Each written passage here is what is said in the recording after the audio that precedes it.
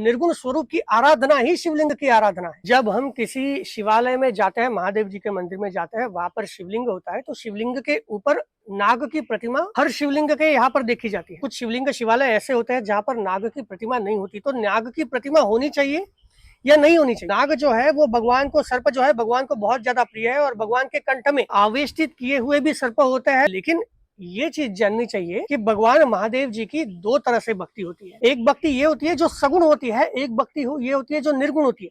जहां पर भी महादेव जी की सगुण भक्ति हो वहां पर महादेव जी की प्रतिमा, महादेव जी की मूर्ति होती है, और जहां पर निर्गुण भक्ति होती है वहां पर शिवलिंग की भक्ति होती है।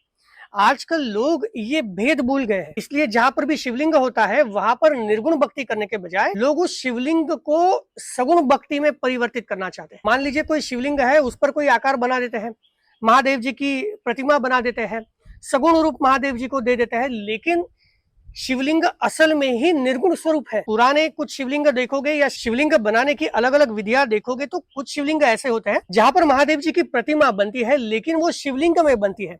वो किसी सिद्धि को प्राप्त करने के लिए या फिर मन में जो भी अभिलाषा हो उसे पूर्ण करने के लिए बनाई जाती है। ऐसे नहीं कि कोई महादेव जी का शिवलिंग है, वहां पर कोई मुखौटा बना लिया या फिर प्रतिदिन जाकर वहां पर महादेव जी का सगुण रूप चित्रित कर दिया।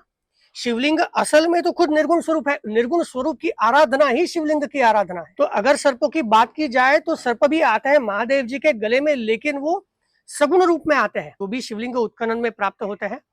आप उन शिवलिंगों को देखिए, आपको ज्यादा से ज्यादा ऐसे शिवलिंग प्राप्त होंगे जो केवल शिवलिंग है, निर्गुण स्वरूप है। वहां पर कोई भी नागों की प्रतिमा नहीं होती। जहां पर शिवलिंग भी होते हैं और नागों की प्रतिमा भी होती है, उन स्थानों का कुछ और महत्व है।